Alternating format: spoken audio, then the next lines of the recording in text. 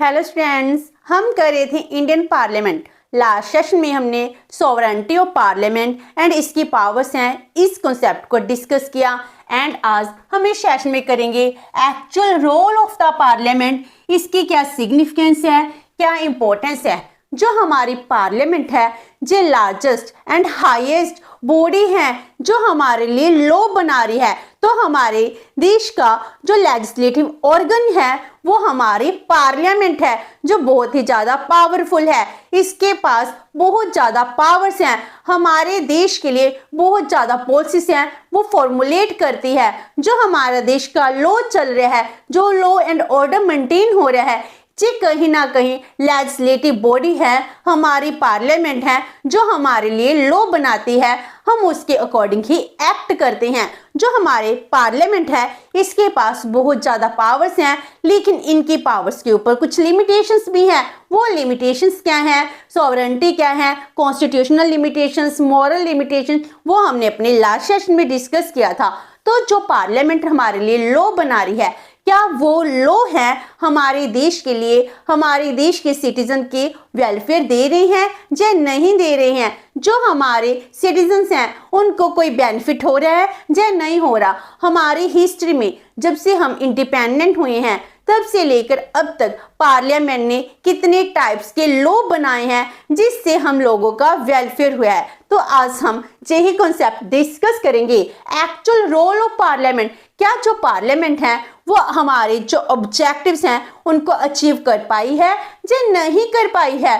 हम इंडिया अपने आप को डेमोक्रेटिक रिपब्लिक वेलफेयर स्टेट कहते हैं। क्या एक्चुअल में हम वेलफेयर स्टेट बन पाए हैं या नहीं बन पाए हैं। क्या पार्लियामेंट इसके लिए अच्छा रोल प्ले कर पा रही है या नहीं कर पा रही है। तो हम इसको डिस्कस करते हैं। First one is constitutional amendments and socio economic change. तो हमारे हिस्ट्री में जब से हम इंडिपेंडेंट हुए हैं, हमारा कॉन्स्टिट्यूशन है, कॉन्स्टिट्यूशन को इम्प्लीमेंट किया है, तब से लेकर अब तक बहुत ज़्यादा कॉन्स्टिट्यूशनल अमेंडमेंट कर हमने सोशो इकोनॉमिक चेंज किए हैं जिससे हमारा वेलफेयर है वो इंक्रीज हो सके। तो जो पार्लियामेंट है हमेशा से ये ट्राई करी है to bring a massive change in the socio economic life of the country.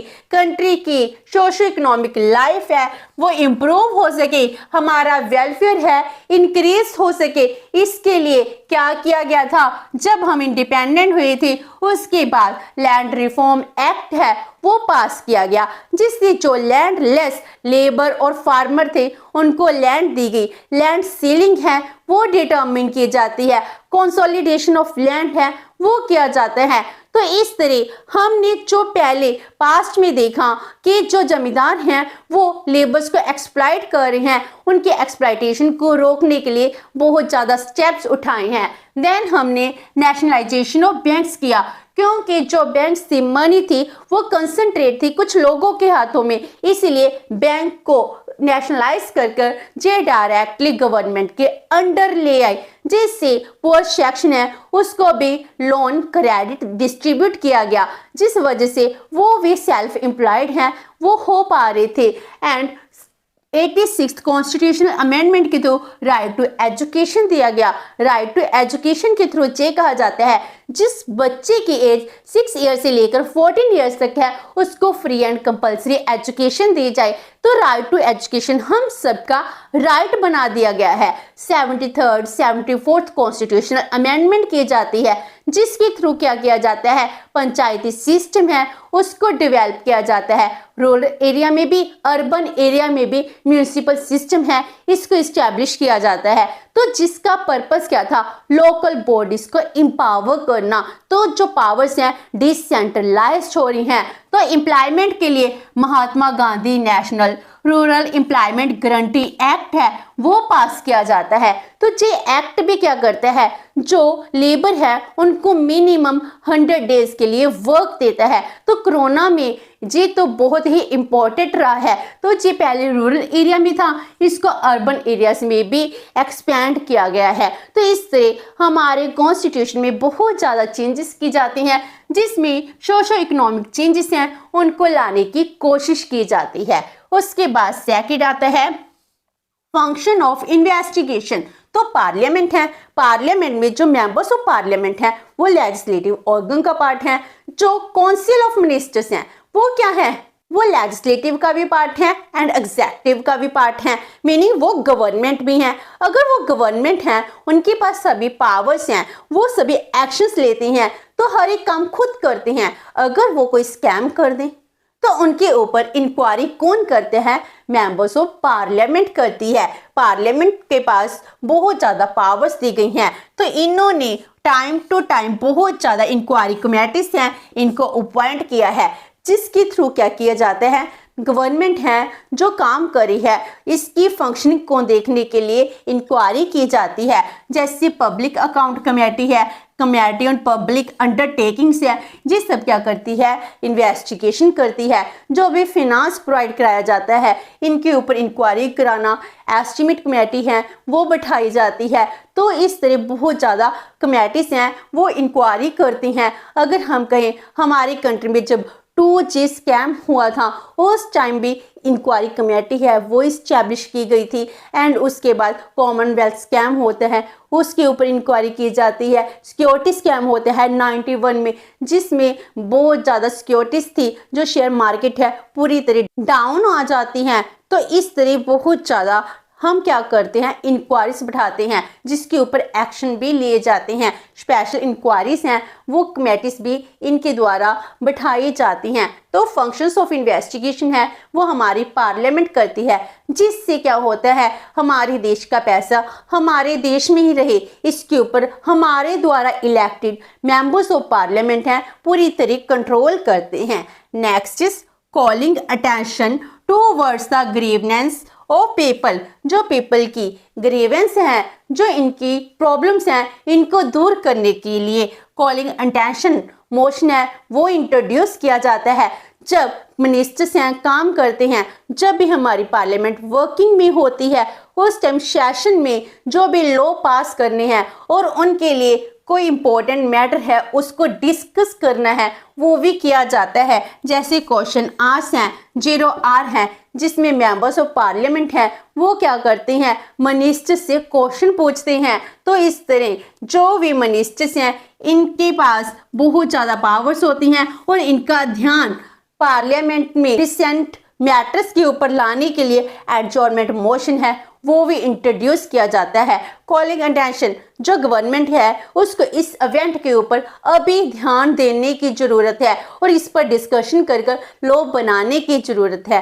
तो इस टाइम जो भी अर्जेंट मैटर्स हैं वो डिस्कस हो जाते हैं। Next is parliament and women welfare. Women के वेलफेयर के लिए पार्लियामेंट बहुत ज़्यादा काम करी है। और दो अगर हम फीमेल मेंबर्स की बात करते हैं वो बहुत ही ज़्यादा कम नंबर है। जो हमारी आज की लोकसभा है इसमें ओनली 78 वुमेन हैं, जिसको ये माना जाता है पूरी हिस्ट्री में सबसे लार्जेस्ट नंबर है। लेकिन अगर हम कंपेयर करते हैं 543 मेंबर्स हैं, उनमें 78 वुमेन हैं, वही मेंबर्स ऑफ पार्लियामेंट हैं जो 15% से भी कम है। लेकिन अगर हम डेवलप्ड कंट्रीज की बात करते हैं, अमेरिका में भी 30% वुमेन है जो मेंबर ऑफ पार्लियामेंट हैं।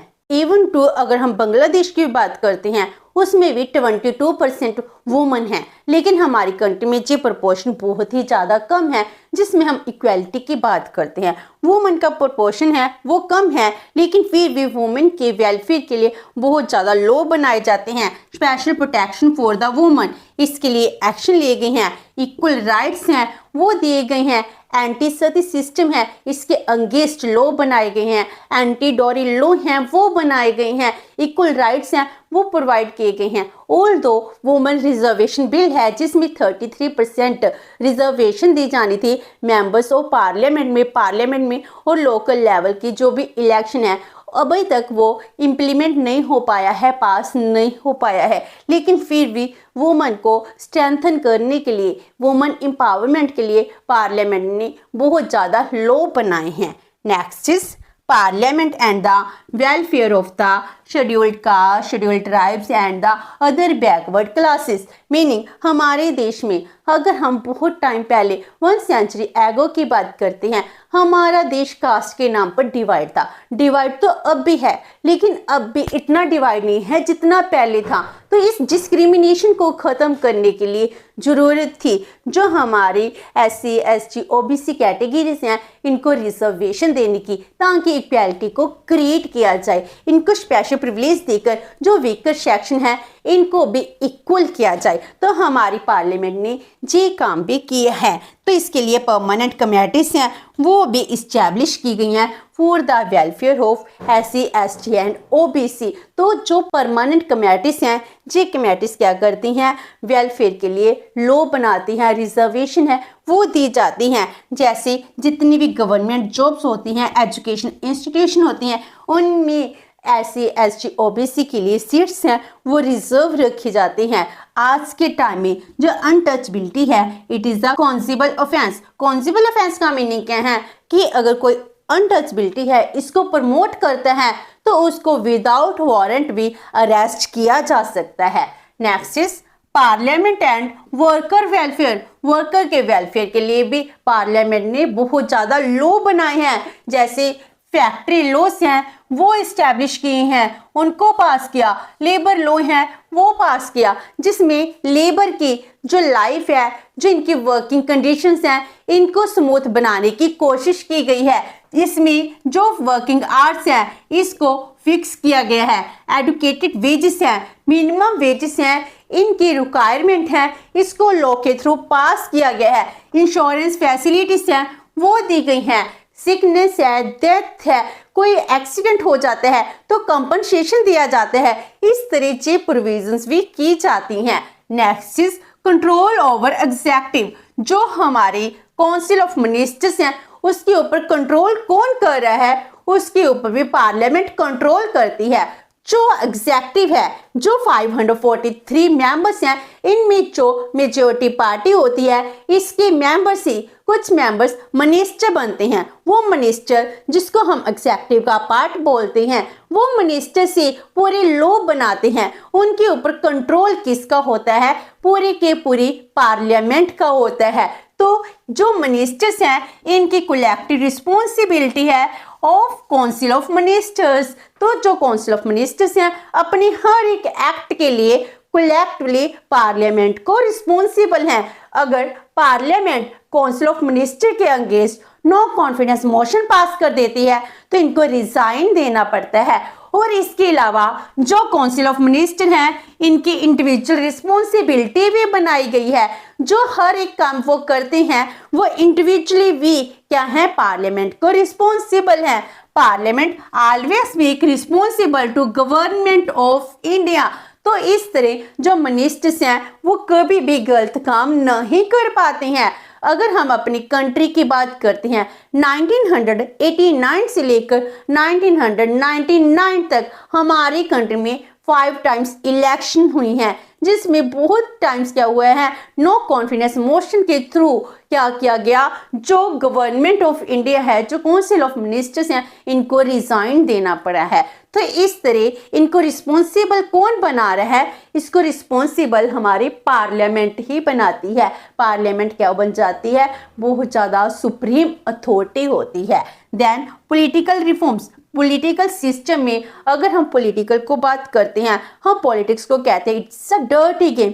लेकिन इसकी जो डर्टीनेस है, जो भी इसकी प्रॉब्लम्स हैं, इसको रिफॉर्म करने में पार्लियामेंट बहुत ही इंपॉर्टेंट रोल प्ले करती है, ताकि एडमिनिस्ट्रेशन है वो ट्रांसपेरेंट हो सके, अकाउंटेबल हो सके। इसके लिए बहुत ज़्यादा लॉ हैं वो पास किए जाते हैं। जैसे हमारी कंट्री में पॉलिटिकल डिफेक्शन की प्रॉब्लम है, इस इवल को ख़त्म करने के लिए पॉलिटिकल डिफेक्शन के लिए एंटी डिफेक्शन लॉ बनाया गया है। ये क्या है, अगर कोई मेंबर क्या हुआ किसी कॉन्स्टिट्यूंसी में जीत जाता है, अगर उसके बाद वो अपनी पॉलिटिकल पार्टी चेंज कर लेते हैं, अगर एक इंडिविजुअल चेंज करता है, एक MP चेंज करता है, तो उसकी सीट कैंसिल हो जाती है। तो इस तरह कुछ प्रोविजंस हैं जिस वजह से जो पॉलिटिकल रिफॉर्म्स हैं वो किए जा सकते हैं। जो राइट टू इंफॉर्मेशन एक्ट है वो पास किया गया।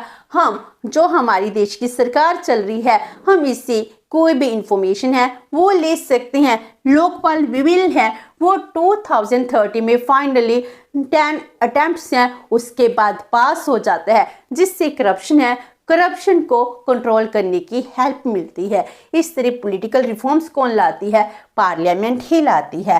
Next is school of imparting political education. लोगों को पॉलिटिकल एजुकेशन दी जानी चाहिए। डेमोक्रेसी में लोगों को एजुकेशन दी जाती है जिसमें वो पॉलिटिकल इंस्टीट्यूशंस हैं, पॉलिटिकल सिस्टम है, इसको अच्छी तरह से समझ सकते हैं। इसके लिए काम कौन करता है? इसके लिए पॉलिटिकल पार्टीज हैं वो काम करती हैं, और ये काम करवाता कौन है? पार्लियामेंट ही कराती है। तो जो इम्पोर्टेंट फोरम है to discuss the national and international policies वो क्या है? पार्लियामेंट है। और पार्लियामेंट में लाइव टेलीकास्ट भी होता है, जिसकी वर्किंग है, कैसे हो रही है, कैसे लॉ पास हो रही है, कैसे डिस्कशन हो रही है, हम इसको भी देख सकते हैं। और इसके अलावा विजिटर्स गैलरी भी होती है पार्लियामेंट के ऊपर, जहां पर मेंबर्स ऑफ पार्लियामेंट बैठे हैं, डिस्कशन होता है। ऊपरली साइड गैलरी होती है जिसमें विजिटर क्या करते हैं? डिस्कशन को सुन भी सकते हैं, उनको लाइव देख भी सकते हैं। और जो इसकी वर्किंग है पार्लियामेंट की, जो लोगों तक पहुंचती है, जो प्रेस एंड मीडिया है, जो भी डिस्कस हुआ था, जो भी पार्लियामेंट में लॉ बनाए जाते हैं, हर एक इंफॉर्मेशन है वो अपने न्यूज़पेपर में, न्यूज़ चैनल्स में दिखाते हैं। तो इस तरह लोगों को पॉलिटिकल एजुकेशन भी मिलती है। Last one is resolution of conflicts. जितने भी हमारी कंट्री में कन्फ्लिक्ट्स होते हैं उनको सॉल्व कौन करती है? पार्लियामेंट करती है। क्योंकि एक इंडिया है जो कौन सी कंट्री है? कंट्री ऑफ डाइवर्सिटी, जिसमें बहुत ज़्यादा रिलीजन्स हैं, लैंग्वेज हैं, कास्ट हैं, हम इनमें डिवाइड हैं। तो हर जगह कन्फ्लिक्ट है, और हमारी जो कन्फ्लिक्शन को ख़त्म करके पूरे देश के लिए एक लॉ कौन बना रही है? पार्लियामेंट ही बनाती हैं। एंड जो मेंबर्स ऑफ पार्लियामेंट होते हैं वो डिफरेंट कॉन्स्टिट्यूंसी से होते हैं, डिफरेंट स्टेट से होते हैं। वो क्या करते हैं? They try to fulfil their community of area interest. Conflict arise हो जाता है क्योंकि उनके लिए क्या होता है? जो मेरी कम्युनिटी है उसके वेलफेयर के लिए लॉ बनाए जाएं, मेरे एरिया के वेलफेयर के लिए लॉ बनाए जाए। इससे तो सभी मेंबर्स ऑफ पार्लियामेंट से ही डिमांड अराइज करेंगे, तो इससे क्या होगा? कन्फ्लिक्शन अराइज होगी। तो इस कन्फ्लिक्शन को ख़त्म करने के लिए पार्लियामेंट क्या करती है? एफर्ट्स करती है, जिस पर सभी मेंबर्स ऑफ पार्लियामेंट सहमत होते हैं, वो लॉ बनाए जाते हैं। तो इस तरह जो हमारी पार्लियामेंट है, it is the guardian of public interest. पूरे के पूरे देश के लिए लॉ बना रही है, उनके इंटरेस्ट को प्रोटेक्ट करने के लिए पार्लियामेंट ही सबसे इम्पोर्टेंट रोल प्ले कर रही है। तो एक्चुअल में जो पार्लियामेंट है बहुत ही इम्पोर्टेंट है, जो हमारे देश के वेलफेयर के लिए बहुत ज़्यादा लॉ बना रही है, जो हमारी जो भी प्रॉब्लम्स हैं उनको ख़त्म करने के लिए काम कर रही है। पार्लियामेंट है गार्जियन ऑफ पब्लिक इंटरेस्ट भी माना जा सकता है। तो इस तरह पार्लियामेंट बहुत ही इम्पोर्टेंट रोल प्ले कर रही है। लेकिन जो रोल प्ले कर रही है आज के टाइम में, पार्लियामेंट का रोल है जो कॉन्स्टिट्यूशनल और फॉर्मेलिटी बनकर रह गया है। तो पार्लियामेंट का एक्चुअल रोल क्या है, जो तो हमने डिस्कस किया, इसने बहुत ज़्यादा लॉ पास किए हैं। लेकिन आज के टाइम में पार्लियामेंट की जो मेंबर्स हैं इनके पास एक्चुअल में जी पावर्स नहीं हो पाती हैं। इसका जो रोल है वो बहुत ज़्यादा डिक्लाइन होता जा रहा है। तो वो डिक्लाइन कैसे होता है? Role of decline of parliament है, वो हम अपने नेक्स्ट सेशन में करेंगे। होप सो कि आपको ये सेशन अच्छा लगा होगा। अगर आपकी कोई क्वेरी है तो post it comment box and video अच्छी लगी तो please like and share with your friends. Thank you so much and have a nice day.